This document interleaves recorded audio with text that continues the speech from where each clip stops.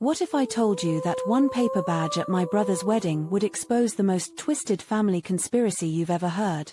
And by the end of this story, I'd destroy everything they built while making myself rich beyond their wildest dreams. My name is Alex. 2 years ago, I thought I knew my family. I thought my brother Jake loved me. I thought my parents treated me fairly. I was wrong about everything. But let me start at the wedding. The day that changed my life forever.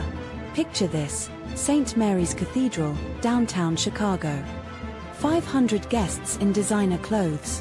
Flowers that cost more than most people's cars. My brother Jake, standing at the altar in a custom tuxedo that probably cost $3,000. I arrived early. Wanted to help with last-minute preparations. I'd spent weeks planning the perfect gift. $7,500.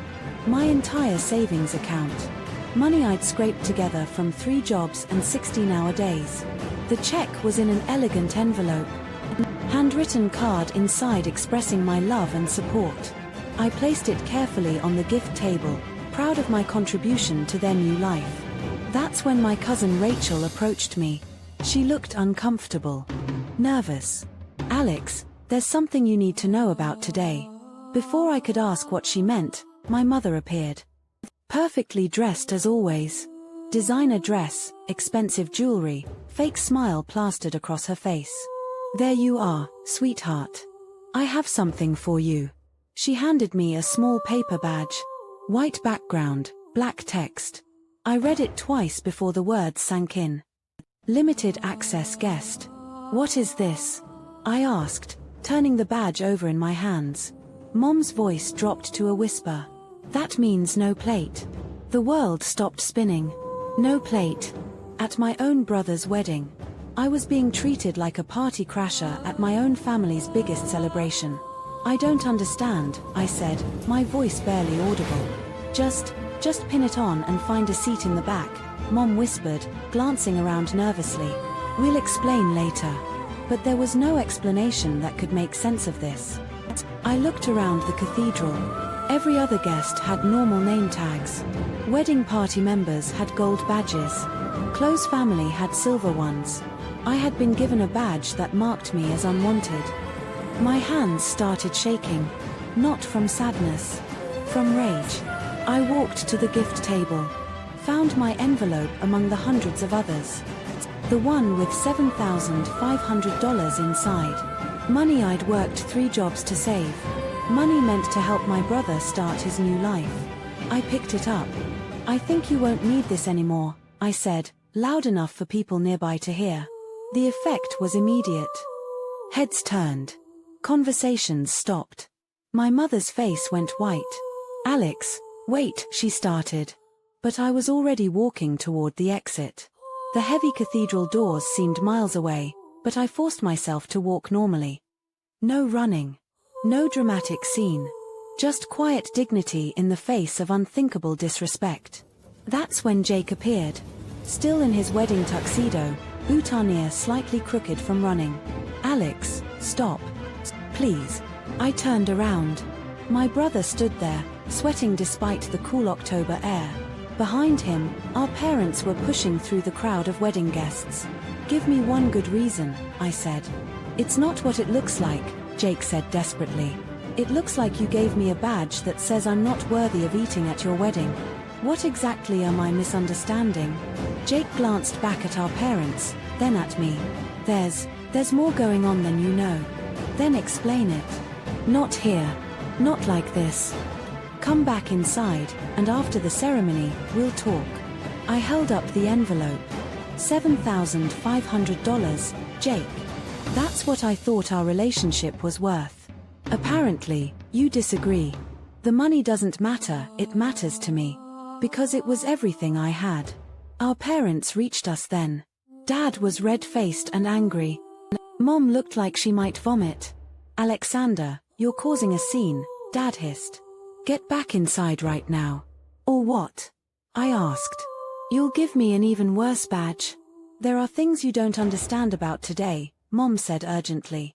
Family things. Complicated things. Complicated? I laughed, but there was no humor in it. You marked me as a limited access guest at my own brother's wedding. How complicated could it be? That's when Jake said something that stopped me cold. Because you're not really our family. The words hung in the air like poison. Not really our family.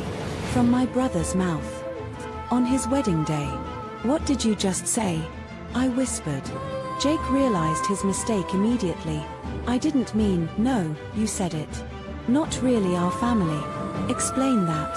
Our parents exchanged a look I'd never seen before. Fear. Panic. Like they'd been caught in a lie they'd been telling for decades. We should go inside, Mom said weakly. People are watching. Let them watch, I said. I want to know what my brother meant. Dad stepped forward. Son, there are some family matters that are complicated. Things we planned to discuss with you after the wedding. Family matters that justify treating me like a stranger at Jake's wedding. It's not like that, Jake said desperately. You're still my brother. You'll always be my brother. But legally, technically what? The silence stretched between us. Wedding guests were starting to gather near the cathedral entrance, sensing drama. Some were taking pictures with their phones. Finally, Mom spoke. You were adopted, Alex. The ground shifted beneath my feet. Adopted.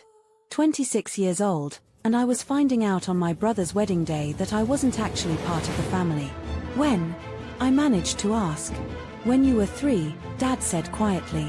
Your biological parents, there was an accident. We took you in. And you never told me. We were going to. When you turned 18. Then when you graduated college. Then when you got married. There was never a right time. I stared at them. These people who'd raised me, who'd lied to me for 23 years. And this justifies the badge. How exactly? There are legal considerations, Dad said carefully. About inheritance. About family assets. About who gets what when we're gone. Understanding hit me like a physical blow. This wasn't about protecting my feelings. This was about money. You're cutting me out, I said. It's not that simple, Mom started. It's exactly that simple. Jake gets the family business. Jake gets the inheritance. Jake gets treated like family at his own wedding. I get a badge that says limited access because I'm not really your son. You are our son, Jake said urgently. In every way that matters. Except the legal ways. Except the financial ways. Except when it comes to being treated with basic respect at family events. I looked at the envelope in my hands. $7,500. Money I'd saved by working double shifts at a restaurant, freelance graphic design gigs, and weekend catering jobs. Money I'd planned to give to the brother who just told me I wasn't really family. You know what's funny? I said. I've been working 3 jobs to save this money for you. While you've been planning to cut me out of everything our parents built. That's not, Jake started. How long have you known? About the adoption? Jake looked at his feet. Since I turned 18. 8 years. He'd known for 8 years and never told me. And the inheritance. The business. When did you find out about that? A few months ago. When Dad started transitioning ownership to me. The family construction business. Worth millions. Built over 40 years by our father and grandfather. I'd always assumed I'd be part of it someday. Assumed Jake and I would run it together. But I wasn't really family. So I got nothing. This is why you've been distant lately, I said, pieces clicking into place. Why you stopped including me in family dinners. Why Mom and Dad have been weird around me. We were trying to figure out how to tell you, Mom said desperately. How to handle the legal aspects without hurting your feelings. So you decided to humiliate me at your son's wedding instead? The badge was a mistake, Dad said. The wedding planner asked about family seating arrangements. We had to distinguish between immediate family and the adopted kid who doesn't inherit anything. You're still our son, Mom insisted. Adopted or not, you're still our son. But not son enough to eat dinner at Jake's wedding? The absurdity of it hit me then. They'd spent more on flowers than I'd make in 6 months. But they couldn't afford to feed me dinner because I wasn't technically family. Keep the check, I said, holding out the envelope to Jake. Consider it a wedding gift from your former brother. Alex, please, no. I turned to walk away, then stopped. Actually, you know what? I'm keeping this check. Because unlike you, I'm going to use it to build something real. I walked to my car and drove away. In my rearview mirror, I could see them standing there. My fake family. Watching the only honest person in their lives disappear. But this story doesn't end with me driving away hurt and defeated. This story ends with me destroying everything they built. The next morning, I called in sick to all 3 of my jobs. Then I drove to the public library and spent 12 hours researching everything I could about adoption laws, inheritance rights, and family business structures. What I discovered changed everything. See, my parents had lied about more than just my adoption. They'd lied about when it happened. They'd lied about why it happened. And they'd lied about what it meant legally. According to the adoption records I found, I wasn't adopted when I was 3. I was adopted when I was 6 months old. And my biological parents hadn't died in an accident. They'd been murdered.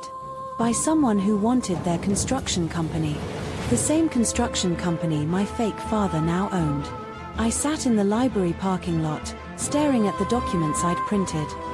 Police reports from 26 years ago. News articles about a double homicide that had never been solved.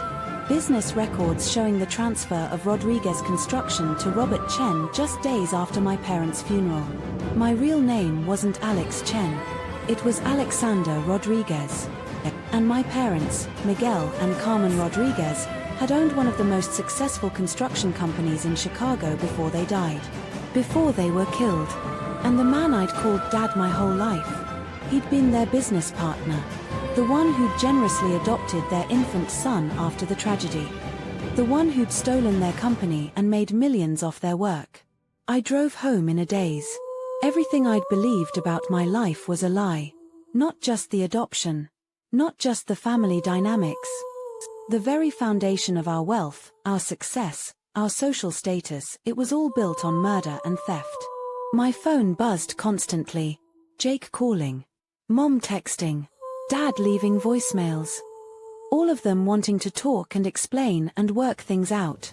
But I didn't want to talk. I wanted revenge. I called my cousin Rachel. She tried to warn me at the wedding. Maybe she knew more than she'd let on. Alex. Oh, thank God you're okay. I saw what happened at the wedding. I'm so sorry. Rachel, what did you know about my adoption? Silence. Then, what do you mean? You tried to warn me yesterday. What were you warning me about? I just knew about the seating arrangements. I thought it was cruel. What else do you know? Another pause. Alex, there are some things about our family that I probably shouldn't. My parents were murdered, weren't they? The silence stretched so long I thought she'd hung up. How did you find out? She whispered. So you knew? I suspected. My mom, your fake dad's sister, she said some things over the years. About how convenient it was that Miguel and Carmen died right when their business was struggling with debt. What kind of things? She said Robert had been pressuring them to sell their share of the company. Said they'd refused because they wanted to leave it to you someday. Then they died, and suddenly Robert owned everything. I closed my eyes. And no one thought that was suspicious. People talked. But Robert had an alibi. He was out of town when it happened. Business trip to California. What kind of business trip? I don't know. But Alex, if you're thinking what I think you're thinking, this is dangerous territory. If Robert really did what you suspect, he's not going to let you expose him without a fight. She was right. But I was past caring about danger. That night, I couldn't sleep. I kept thinking about my real parents. Miguel and Carmen Rodriguez. I'd never known their names until today. Never seen their faces. Never heard their voices. But they died trying to protect my inheritance. And the man who'd killed them had raised me, lied to me, and then humiliated me when it came time to acknowledge what he'd stolen. I made a decision. I was going to find out exactly what happened 26 years ago. And then I was going to take back everything that was rightfully mine. The next morning, I quit all 3 of my jobs. Used my $7,500 to hire a private investigator named Marcus Webb, former Chicago PD detective who specialized in cold cases.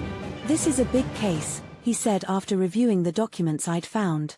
"If your suspicions are correct, we're talking about murder, fraud, identity theft, and probably a dozen other crimes. Can we prove it? Maybe. But it'll take time and money. And if Robert Chen really is a killer, investigating him puts both of us at risk." "How much time and money?" 6 months minimum. $50,000, possibly more. I stared at him. "I have $7,500. That'll get us started." "But Alex, you need to understand, if we can prove your father murdered your parents, you won't just get justice. You'll get everything. The company, the properties, 26 years of profits that should have been yours." "How much are we talking about?" Marcus pulled out a calculator. "Rodriguez Construction was worth about $2 million when your parents died. Today, Chen Construction is worth approximately $40 million. If we can prove it was stolen, $40 million. That was what my parents had died for. What I'd been cheated out of my entire life. Let's do it," I said. Marcus spent the next 3 weeks digging into the original police investigation. What he found was disturbing. The detective who'd handled the case, Thomas Murphy, had retired just 6 months after my parents' death. Moved to Florida with a suspiciously large nest egg. The evidence from the crime scene had been lost in a warehouse fire 2 years later. And several witnesses who could have placed Robert Chen in Chicago the night of the murders had suddenly changed their stories. "This investigation was sabotaged from day one," Marcus told me. "Someone with money and connections made sure Robert Chen never got seriously investigated. So we can't prove anything?" I didn't say that. The original investigators might have been bought off, but they couldn't erase everything. I found 3 witnesses who were never interviewed.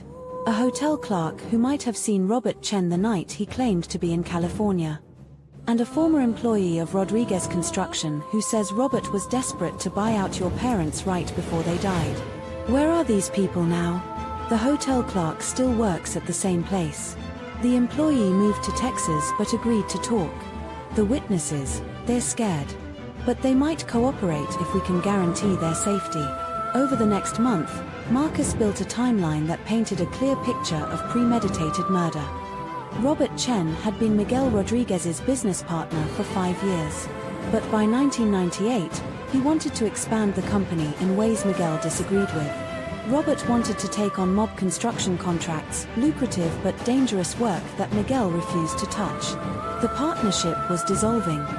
Miguel and Carmen were planning to buy out Robert's share and keep the company small and legitimate. Then Robert made a counteroffer. He wanted to buy them out instead. When they refused, he escalated the pressure. Started spreading rumors about Miguel's work quality. Delayed payments on joint projects. Made life difficult. But Miguel and Carmen held firm. They wanted to leave the business to their infant son. They weren't selling. So Robert Chen decided to take it by force. The hotel records Marcus found proved that Robert had never been in California the night of the murders. He checked into a hotel in San Diego but never actually stayed. Paid cash for a room he never used, creating a paper trail alibi while he flew back to Chicago under a fake name. The murder itself was professional. 2 shots each, execution style. No robbery, no sexual assault, no personal motive. This was business. Robert had returned to California the next morning, played devastated business partner, and offered to adopt poor orphaned baby Alex out of the goodness of his heart. The will Miguel and Carmen had written left everything to me. But as an infant, I couldn't inherit directly. Robert became my legal guardian and managed my assets until I came of age. Except he'd never intended for me to come of age. At least, not as someone who knew the truth. "We have enough for a criminal case," Marcus told me after 6 weeks of investigation. "But proving it in court will be difficult. Roberts had 26 years to cover his tracks and build legitimate wealth on top of what he stole. What about a civil case? Easier to prove. Lower standard of evidence. And if we win, you get everything. Everything. The original company value, plus 26 years of profits, plus damages for pain and suffering. We're talking about $60 to $80 million. I sat back in my chair. 2 months ago, I'd been working 3 jobs to save $7,000. Now I was potentially looking at $80 million. But there was a problem. Robert Chen wasn't going to just hand over his empire because I filed a lawsuit. He'd killed my parents to protect his secrets. He wouldn't hesitate to kill me too. We need insurance, I said. What kind of insurance? The kind that guarantees if something happens to me, the truth still comes out. Marcus understood immediately. Dead man's switch. We spent the next week documenting everything. Police reports, witness statements, financial records, timeline of events. All of it copied, notarized, and stored with 5 different lawyers in 3 different states. If anything happened to me or Marcus, the entire file would be released to the FBI, the Chicago PD, and every major news outlet in the country. Now we're ready, Marcus said. But I wasn't ready to file lawsuits yet. I was ready for something much more satisfying. I was ready to confront the man who'd murdered my parents and stolen my life. The Chen Construction headquarters occupied a full city block in downtown Chicago. 40-story glass tower with Robert's name in gold letters across the front. Built with blood money from my parents' company. I walked into the lobby wearing my best suit. Told the receptionist I was there to see Mr. Chen about a family matter. Do you have an appointment? Tell him Alex Rodriguez is here to discuss his inheritance. The receptionist's face went white. She'd clearly been instructed to watch for that name. 5 minutes later, I was escorted to the 40th floor. Robert's corner office took up half the floor. Floor-to-ceiling windows overlooking the Chicago skyline. Desk that probably cost more than most people's cars. And there he was. The man I'd called Dad for 26 years. The man who'd murdered my parents. "Hello, Alexander," he said calmly. "Actually, it's Alex Rodriguez now. I've legally changed my name back." Robert's expression didn't change, but I saw his hand move slightly toward his desk drawer. "That's an interesting choice," he said. "Rodriguez. Like your biological parents." "You mean like the parents you murdered?" Now he reacted. Just a slight tightening around his eyes. But enough to confirm what I already knew. "That's a serious accusation, son. I'm not your son. I never was. I was just a cover story to make your theft look like charity." Robert stood up slowly. "I think you should leave. I think you should confess." "To what?" "To killing Miguel and Carmen Rodriguez on November 15, 1998. To stealing their company. To lying to me for 26 years about who I really am." Robert walked to his window, hands clasped behind his back. "Even if any of that were true, which it isn't, what would you plan to do about it?" "I've already done it." I pulled out a folder and placed it on his desk. "That's a copy of everything. Police reports, witness statements, financial records, timeline. All of it proving you murdered my parents and stole their company." Robert picked up the folder and flipped through it. His face remained expressionless, but I saw sweat beading on his forehead. "Interesting fiction," he said finally. "It's all true and you know it. The question is whether you want to go down fighting or make this easy on yourself. What do you want?" "Everything. The company, the assets, 26 years of profits. Plus damages." Robert laughed. Actually laughed. "You want me to give you $80 million based on a folder of speculation and conspiracy theories? I want you to return what you stole from my family. Your family is dead, Alexander. Has been for 26 years. I raised you. I fed you. I clothed you. I sent you to college. You are my family. You raised me to keep me quiet. Fed me to keep up appearances. Sent me to college to maintain your cover story. But the whole time, you were planning to cut me out of everything I was supposed to inherit. Life isn't fair, son. Sometimes good people die and bad people prosper. That's just how the world works. Not this time." Robert walked back to his desk, sat down and steepled his fingers. Let me explain something to you about power, Alexander. You have a folder full of accusations. I have a $40 million company, political connections, and the best lawyers money can buy. If you try to fight me, I will destroy you. You already destroyed me. At Jake's wedding. When you gave me that badge.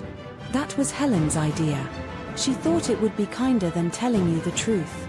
The truth about what? About why we could never really accept you as family. About why Jake gets everything and you get nothing. Robert leaned forward. Your parents weren't just business partners, Alexander. They were criminals. Drug money laundering, mob construction contracts, tax evasion. The company you think you're entitled to was built on dirty money. I stared at him. You're lying. I have the records. Bank statements showing payments from known drug dealers. Contracts with construction companies that were fronts for organized crime. Your precious parents were as dirty as they come.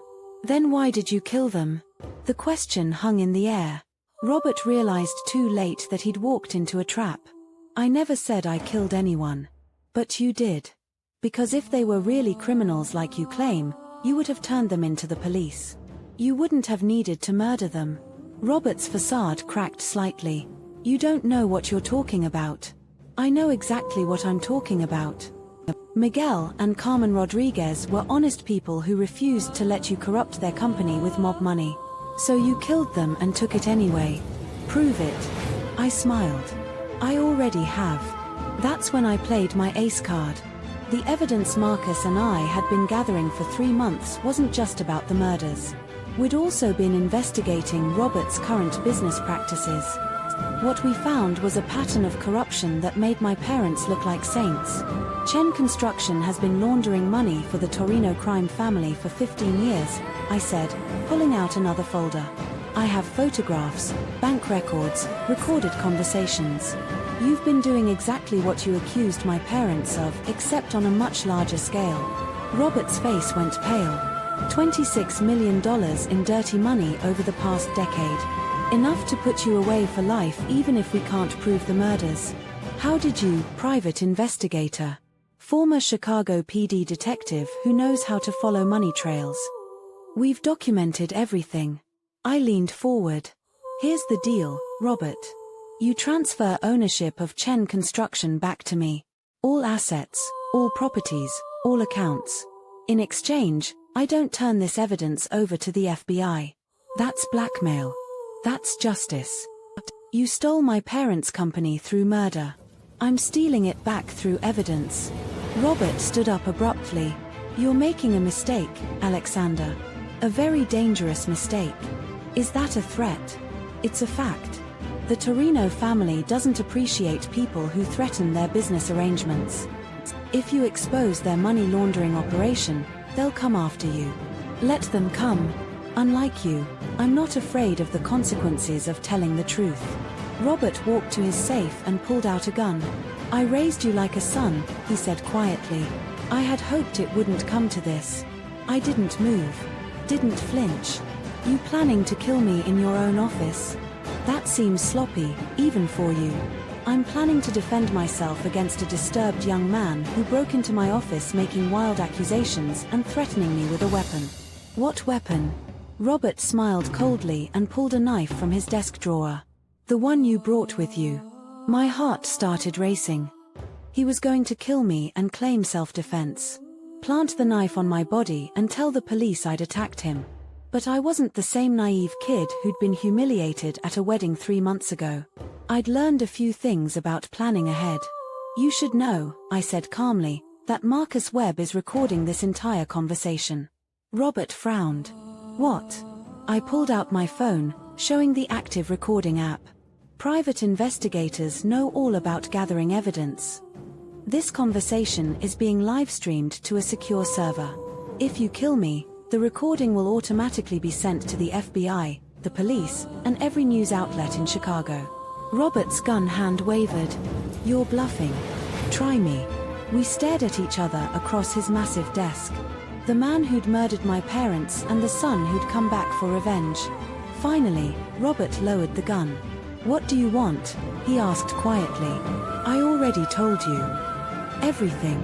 And if I refuse, then you go to prison for murder, money laundering, and conspiracy. Your fake son Jake loses everything. Your fake wife Helen gets to visit you in maximum security for the rest of your life." Robert sat down heavily in his chair. For the first time since I'd known him, he looked old. Defeated. "The company is worth $40 million, he said. $43 million, according to the latest appraisal. Plus the real estate holdings, investment accounts, and liquid assets. Call it $60 million total. And you want all of it?" "I want what was stolen from my family. With 26 years of interest." Robert opened his desk drawer, the one without the gun, and pulled out a legal document. "Transfer of ownership papers," he said.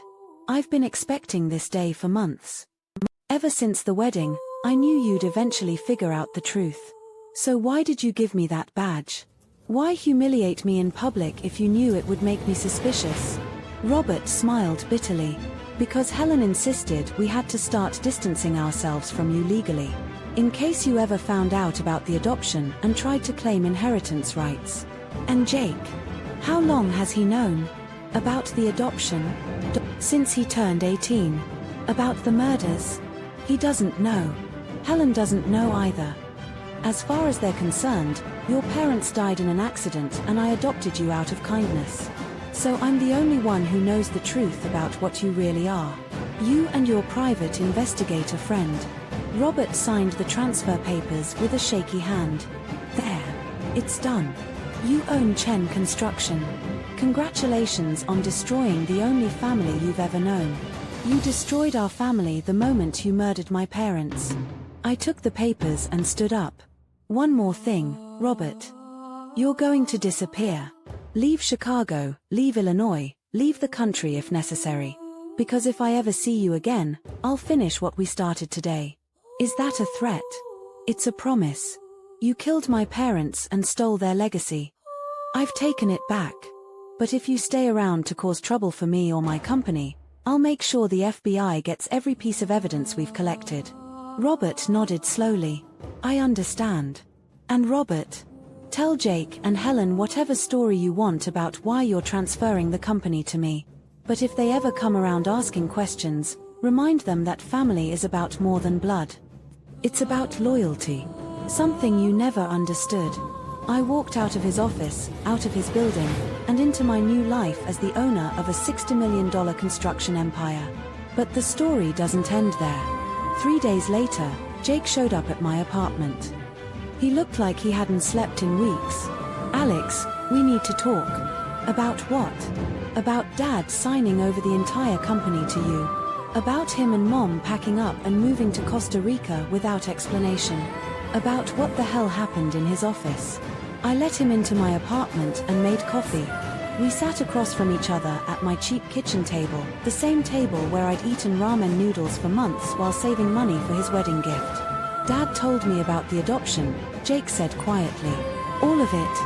He told me your biological parents died in an accident when you were little. That he and Mom took you in and raised you like their own son. But that legally, you weren't entitled to inherit family assets. And you believed that." Jake shifted uncomfortably. "It made sense at the time. Explained why you were getting cut out of the inheritance. Did it explain why you gave me a limited access badge at your wedding?" Jake's face crumpled. "That was the stupidest, cruelest thing I've ever done.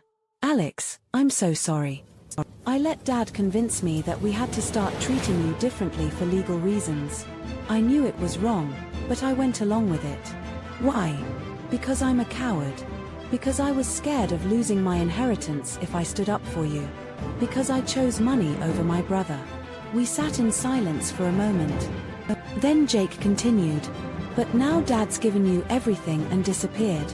The whole family fortune, just signed over like it was nothing. That doesn't make sense for a man who was worried about legal inheritance issues. What do you think it means?" "I think there's a lot more to this story than Dad told me. And I think you know what it is." I studied my brother's face. The brother who'd known about my adoption for 8 years and never told me. who'd watched our parents plan to cut me out of the family wealth and said nothing, who'd humiliated me at his own wedding, but also the brother who'd played catch with me in the backyard, who'd helped me with homework, who'd been my best friend for the first 18 years of my life, before money and family secrets turned us into strangers. Jake, if I tell you the truth, it's going to change everything you believe about our parents, about our family, about the life we've been living. I need to know. So I told him everything. The real story of Miguel and Carmen Rodriguez. The murders. The stolen company. The 26 years of lies built on blood money. Jake listened without interrupting. When I finished, he sat there staring at his coffee cup for a long time. "Dad's a killer," he finally whispered. "Yes. And Mom doesn't know. According to Robert, she thinks your parents died in an accident." Jesus Christ. Jake put his head in his hands. "My whole life is built on murder. Our whole lives," I corrected. "The difference is, I never had a choice in any of it." Jake looked up at me. "What happens now? Now you decide what kind of person you want to be. You can hate me for exposing the truth and try to fight me for the company. Or you can help me figure out how to move forward. What would moving forward look like? Honestly, I don't know. I own a $60 million company that I know nothing about running. I have evidence that could put Robert Chen in prison for life, but using it would destroy Helen and probably you too. And I have a real family somewhere that I've never met." A real family? Miguel and Carmen had relatives. People who knew me as a baby before I was kidnapped. I've been thinking about trying to find them. Jake was quiet for a long time. Then he said something that surprised me. "I want to help you run the company." "Why?" "Because it's the right thing to do. Because those were your parents' dreams and I want to help you fulfill them. And because..." He paused. "Because I need to do something to make up for how I've treated you." I studied his face, looking for signs of deception. But all I saw was guilt, grief, and genuine desire to make amends. "It won't be easy," I said. "Running a construction company, dealing with employees who've been loyal to Robert for decades. Figuring out which parts of the business are legitimate and which parts are connected to organized crime. I know. But Alex, I've been working in that company for 5 years. I know the legitimate operations inside and out. I can help you separate the clean money from the dirty money. And if we find out Robert was laundering money through projects you worked on..." Jake met my eyes. "Then we turn that information over to the authorities, even if it means I go to prison too." That was the moment I knew my brother was serious about redemption. Over the next 6 months, Jake and I worked together to transform Chen Construction back into Rodriguez Construction. We terminated all contracts with suspected criminal organizations. Cooperated with federal investigators looking into money laundering.